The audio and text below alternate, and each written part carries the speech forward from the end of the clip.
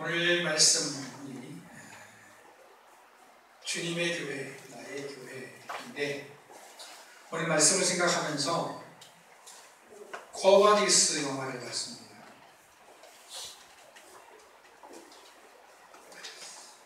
(1951년도에) 만들어진 영화인데, 폴란드 작가 헨리크 시엔키에비치라는 분이 쓴 소설을 원작으로 하는 영화였습니다. 이 코바디스는 워낙 유명해서 여러 차례 연극과 영화로 만들어졌습니다. 최근에는 우리 개신교회의 문제점을 지적하는 그런 영화로도 일종의 패러디 영화로 만들어지기도 했습니다. 코바디스는 로마 황제 네로 시대의 기독교인들을 소재로 한 영화입니다. 이 영화의 주인공은 마커스 비니키우스와 레지안입니다. 마커스 비니키우스는 남자죠. 그리고 레지안은 여자입니다. 마커스는 로마의 장군이고, 레지안은 로마와 전쟁을 해서 진 나라의 공주였습니다. 그때 로마의 포로로 끌려온 것이었습니다.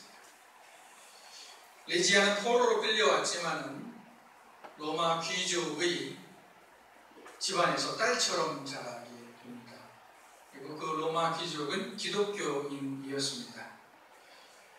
마커스는 전쟁에서 승리하고 와서 레지아를 보고 사랑에 빠집니다.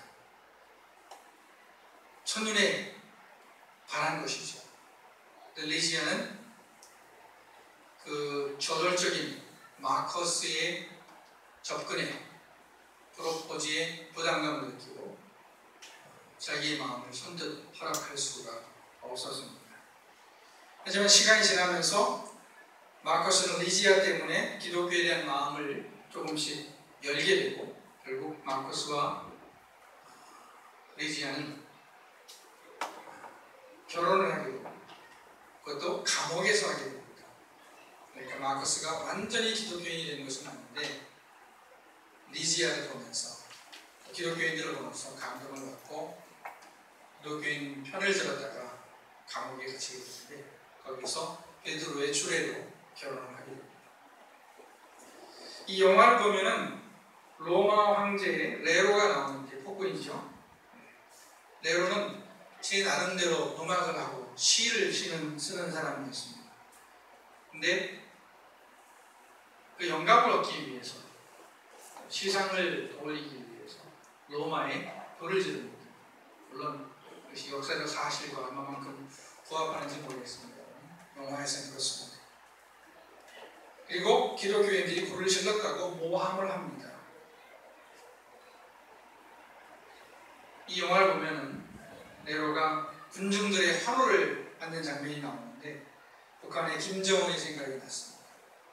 또 사자들이 기독교인들을 잡아먹는 것을 보면서 열광하는 군중들을 보고, 또 이 군중들의 잔인함, 군중들의 무지함을 생각해 봤습니다. 이 영화의 제목이 코바디스인데, 코바디스 도미네라는 말의 줄임말입니다. 코바디스 도미네는 주여 어디로 가십니까? 라는 뜻입니다. 이 코바디스 도미네라는 말은 영화 중에 베드로가 예수님께 물은 말입니다. 주님 어디로 가십니까?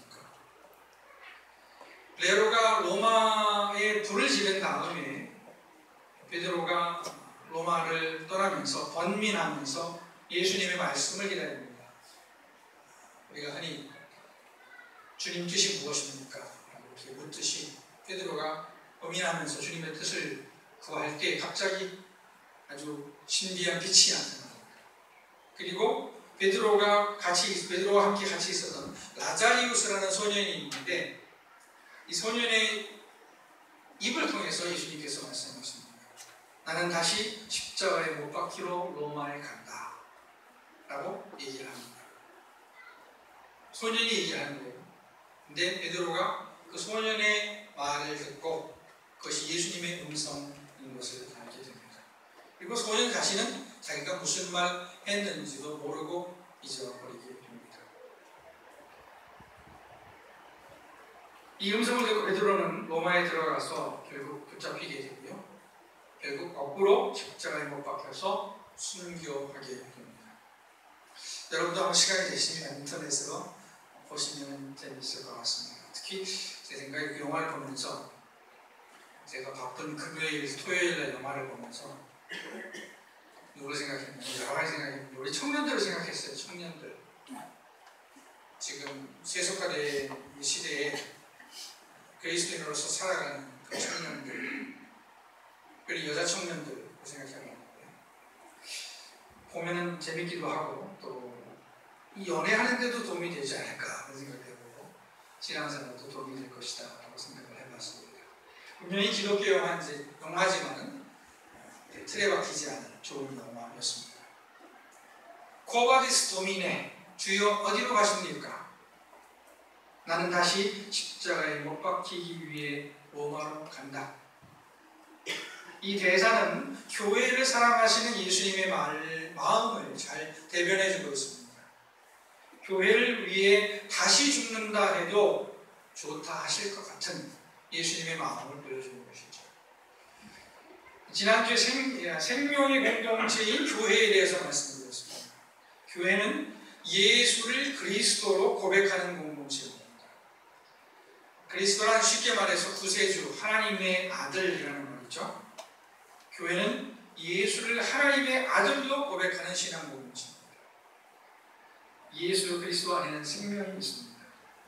요한복음이 이 사실을 잘 설명해 주고 있습니다. 지난주에 교회의 주인은 목사도 아니고 장로도 아니고 또 교회 전체도 아니다 라고 말씀드렸습니다.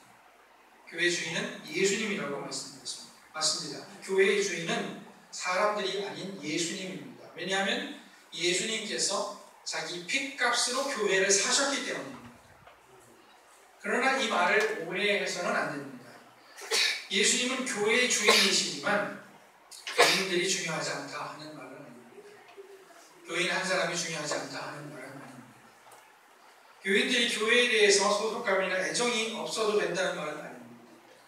교회의 주인은 예수님이지만 예수님은 우리가 교회를 사랑하고 교회를 돌보기 원하십니다. 오늘 말씀은 예수님께서 부활하신 후에 제자들에게 세 번째 나타나신 이야기입니다. 예수님은 부활하신 후에 여러 번 나타나셔서 자기가 부활하신 사실을 확실하게 보여주셨습니다. 예수님께서는 예고하신 대로 부활하셨습니다. 뜬금없이 부활하신 것이 아니라 세 번 예고하셨죠. 그리고 여자들과 제자들에게 나타나셨습니다. 그러나 그들과 항상 함께 계셨던 것은 아니었어요. 40일 동안 계셨는데 예수님께서 공생애 중에 함께 하셨던 것처럼 항상 함께 하셨던 것이 아니라 나타나셨다가 사라지셨다가 나타나셨다가 사라지셨다가 그랬습니다. 그러다 보니까 어부였던 제자들은 다시 물고기를 잡기 위해서 바다로 나갔습니다. 그리고 물고기를 잡았습니다. 밤새도록 잡았죠? 그러나 한 마리도 잡지 못했습니다. 그리고 예수님께서 나타나셨습니다. 예수님께서 그물을 오른쪽으로 던져보라 라고 말씀하셨습니다. 이 상황은 첫 번째 예수님께서 제자들을 부르셨을 때의 상황하고 아주 흡사하고 거의 똑같은 상황이 되고 있습니다. 제자들은 이미 그물을 정리하고 있었습니다. 그러나 제자들은 예수님의 말씀에 이끌려서 예수님의 말씀이 뭐랄까요? 권위가 있었기 때문에 말씀에 이끌려서 그물을 오른쪽에 던졌습니다. 사실 이때 제자들은 그분이 예수님인 줄 몰랐죠. 그런데 놀랍게도 물고기를 엄청나게 잡았습니다. 분명히 밤새도록 잡으려고 했지만 잡을 수 없었는데 예수님이 말씀하신 대로 하니까 엄청나게 물고기를 잡았습니다. 하나님이 우리를 괴롭게 하시려고 하지는 않으시겠습니다. 때로는 우리의 실패를 통해서 하나님께서 자기 능력을 보여주실 때가 있습니다. 하나님이 하나님 되심을 보여주시는 것이죠. 제자들이 물고기를 잡았을 때 상황도 그랬습니다. 깜짝 놀란 제자들은 예수님을 다시 봤습니다. 아무 생각 없이 없이 그냥 어떤 사람이 그물을 오른쪽에 던져라 해서 던진 거예요. 그 사람 말을 좀 그냥 신비성이 생겨서 던진 건데 물고기 잡았거든요. 깜짝 놀랐습니다. 그리고 예수님을 봤어요. 근데 이 예수님이었습니다. 제자들은 배에서 뛰어나와서 예수님을 만났습니다. 그러나 제자들은 예수님 앞에서 아무 말도 하지 못했습니다. 제자들은 예수님이 돌아가실 때 모두 도망갔었죠. 그러니까 예수님께 가까이 갈 수가 없었고, 또 부활하신 예수님을 보고 당황했을 것입니다. 분명히 예수님께서 전에도 나타나셨지만은 또 나타나셨는데 아직까지도 긴가민가한 것이죠. 그런데 자상하게도 예수님은 제자들을 위해서 먹을 것을 준비해 놓으셨습니다. 예수님은 잡은 물고기를 가지고 오라고 말씀하셨죠. 제자들은 떨리는 마음으로 예수님이 주시는 음식을 먹었습니다. 제자들과 함께 음식을 드신 후에 예수님께서 베드로에게 물으셨습니다. 요한의 아들 시몬아, 네가 이 사람들보다 나를 더 사랑하느냐? 예, 그렇습니다. 내가 주님을 사랑하는 줄 주님께서 아십니다. 예수님이 베드로를 부르실 때 베드로야 이렇게 부르시지 않고 요한의 아들 시몬아 이렇게 부르셨어요. 다시 원점으로 돌아가서 물으신 것이죠. 그런데 예수님께서 또 같은 질문하십니다. 요한의 아들 시몬아, 네가 나를 사랑하느냐? 주님 그거 하나이다. 내가 주님을 사랑하는 줄 주님께서 아시나이다. 내 양을 치라. 그리고 세 번째 또 물었습니다. 요한의 아들 시몬아, 내가 나를 사랑하느냐? 세 번째 물으시니까 베드로에게 큰 부담이 되었습니다. 주님 모든 것을 아시오매 내가 주님을 사랑하는 줄 주님께서 아십니다. 내 양을 먹이라. 자, 구약 성경 율법서에 보면은 율법서가 뭐죠? 창세기, 출애굽기, 레위기, 민수기, 신명기입니다. 신명기의 뜻이 뭐냐면 다시 명령한다 라는 뜻입니다. 이스라엘 백성들이 가나안 땅에 입성하기 전에 모세가 죽기 전에 이스라엘 백성들에게 다시 명령한 것이 신명기입니다. 신명기를 말하자면 신신당부한 이야기가 되겠습니다. 흔히 부모들이 자식들한테 신신당부하는 것을 말을 하는데 신신당부할 때는 보통 반복하죠. 반복. 말하고 또 말합니다. 구약성경 예언서를 읽어보니까 재미있어요. 뭐냐면 한 말씀을 두 번 반복합니다. 비슷하게 해서 두 번 반복해요. 근데 예수님은 여기서 세 번을 반복하셨어요. 세 번이나 반복하셨습니다. 요한의 아들 시몬아, 네가 나를 사랑하느냐? 요한의 아들 시몬아, 네가 나를 사랑하느냐? 내 어린 양을 먹이라. 내 양을 먹이라. 내 양을 치라. 세 번 말씀하셨습니다. 아마 평상시 같으면 베드로가 화낼 수도 있을 겁니다. 특별히 저같이 잔소리 듣기 싫어하는 사람은 아주 화를 냈을 것 같아요. 근데 예수님이 얼마나 간곡한 마음을 가지고 계셨으면 세 번이나 말씀을 하셨습니다. 양을 먹이라는 것은 무슨 말입니까? 교회를 돌보라는 겁니다. 예수님은 교회를 내 양이라고 말씀하신 것입니다. 성경은 예수님께서 목자와 같은 분이고 교회는 양무리와 같다고 말씀합니다. 왜냐하면 양은 목자를 절대적으로 의지해서 살기 때문입니다. 목자는 양을 자기 목숨을 바쳐서 지켜야 하기 때문입니다.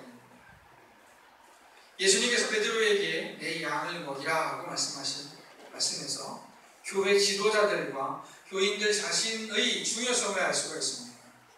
교회의 주인은 예수님입니다. 그러나 지금 예수님께서 우리 눈앞에 나타나셔서 교회를 돌보시는 것이 아닙니다. 예수님은 교회 지도자들을 세우셔서 교회를 돌보게 하셨습니다. 물론 예수님은 영적으로 성령을 통해서 우리와 함께 하시지만 육신으로 나타나셔서 사람처럼 우리와 함께 하시는 것은 아닙니다. 교회를 돌보는 사람들을 위해서 돌보고 계신 것이죠. 그러니까 교회 지도자들은 교회의 주인이 예수님이라는 사실을 핑계로 삼아서 교회를 소홀히 돌봐서는 안 됩니다. 저도 항상 예배당을 돌아다니면서 이렇게 교회를 돌아다니면서 이 하루라도 정말 교회를 비워두면은 문제가 생기겠구나 그런 생각을 많이 하게 됩니다. 휴지를 주시면서도 그렇고 제가 또 열심히 돌보는 것도 아닌데 그냥 설렁설렁 돌아다니는데 교회에 정말 목사가 꼭 있어서 돌봐야 되겠구나 하는 생각을 계속 하게 됩니다. 교회 지도자들뿐 아니라 모든 교인들도 교회의 주인이 예수님이라는 사실을 핑계로 교회의 방관자가 되어서는 안 됩니다. 우리 기독교인들이 범할 수 있는 한 가지 잘못이 있습니다. 모든 것을 하나님의 탓으로 돌린다 하는 것이죠. 이게 어떨 때는 믿음의 고백이 될 수도 있습니다. 하나님의 은혜죠. 예. 근데 하나님의 은혜로 고백하는 것은 좋은 일입니다. 자기 일을 게을리하고 하나님의 탓으로 돌리면 안 되겠습니다. 우리 한국 교회는 목사 중심의 전통을 가지고 있습니다. 목사님들은 또 이런 전통 속에서 목사의 말에 순종할 것을 강조를 했죠. 그래서 심지어 성경 말씀을 좀 왜곡하기도 했습니다. 예를 들어서 듣는 것이 순종이 제사보다 낫고 듣는 것이 수양이 기름보다 낫다 하는 말씀이 있습니다. 물론 이 말씀도 하나님께서 사무엘을 통해서 주신 말씀으로서 사무엘의 말에 권위가 그만큼 있었다는 것을 얘기하기 때문에 목사의 말도 하나님의 말씀으로 들어야 된다 생각하면 목사의 말이 곧 하나님의 말씀도 될 수 있겠죠. 그러나 이 말씀이 왜곡이 돼서 너무 목사 중심이 된 거예요. 교회가. 그러다 보니까 목사님이 움직이지 않으면 교인들이 움직일 수가 없습니다. 목사님이 뭔가 사인을 주지 않으면 할 수가 없어요. 자율적이라는 게 없어요. 그러다 보니까 늘 목사만 바라보고 있습니다. 근데 그러지 말아야 된다는 것이죠. 장로님들, 모든 교인들이 좀 주의의식을 가지고 움직일 필요가 있다 하는 것입니다. 아멘. 교회에서 목사의 역할은 매우 중요합니다. 그러나 교회 일은 절대로 목사 혼자 할 수 있는 것이 아닙니다. 아멘. 교우들이 함께 해야만 하는 일입니다. 아멘. 예수님도 혼자 하실 수 없었습니다. 예수님께서 제자들을 부르신 이유는 뭡니까? 그들로 하여금 예수님의 일, 즉 교회 일을 하게 하시기 위함입니다. 그렇다면 우리가 어떻게 주인의식을 가지고 교회를 세워나가는 일에 동참할 수 있겠습니까? 교회가 무엇인지 이해하면 될 것 같습니다. 이해한다는 것이 굉장히 중요한 겁니다. 교회의 사명이 무엇인지 알아야 됩니다. 교회는 예수님께서 세우신 하나님 나라의 공동체입니다. 하나님 나라의 모델입니다. 그렇게 생각하면 될 것 같습니다. 교회는 이 땅에 있는 천국입니다. 그러니까 우리 교우들은 우리 교회가 천국 같은 공동체가 되도록 노력하고 함께 힘을 합쳐야 됩니다. 아멘. 조금만 합치면 됩니다. 아멘. 많이 합칠 필요도 없어요. 조금만 합치면 됩니다. 교회에서 하는 일 몇 가지를 정리하면 어떤 것들이 있습니까? 예배, 신교, 교육, 선교입니다. 그러니까 우리 교우들은 예배하는 일에 힘쓰고 신교하는 일에도 힘쓰고 배우는 일에도 힘쓰고 선교하는 일에도 힘쓰면 됩니다. 아멘. 그리고 우리 교우들이 도로도로 교회 일에 관심을 가지고 참여했으면 좋겠습니다. 우선 예배당에 자주 와서 기도도 하고 청소도 하고 화장도 바꾸고 전도도 했으면 좋겠습니다. 아멘. 제가 평상시에 가지고 있는 지론이라고 하는 게 있는데 그건 뭐냐면 교인들은 직장이 잠시 없다고 해서 크게 낙심할 거 없다 하는 겁니다. 아멘. 잠시 쉬는 동안 기도하면 됩니다. 아멘. 잠시 쉬는 동안 교회 와서 봉사하면 됩니다. 아멘. 늘 교회 와서 봉사할 수는 없으니까 자원봉사 다른 것도 할 수가 있겠죠. 교회는 교인들의 손길이 필요합니다. 아멘. 아마 우리들 대부분은 육신적인 차원에서 만족한 삶을 추구할 것입니다. 저도 마찬가지인 것 같습니다. 아프지 않고 가난하지 않고 행복한 삶을 살기를 바랍니다. 당연한 바람입니다. 자연스러운 바람입니다. 그런데 이런 삶을 살기 위해서는 더 큰 목표를 가지고 있어야 됩니다. 그게 참 재미있는 어떤 구절인 것 같아요.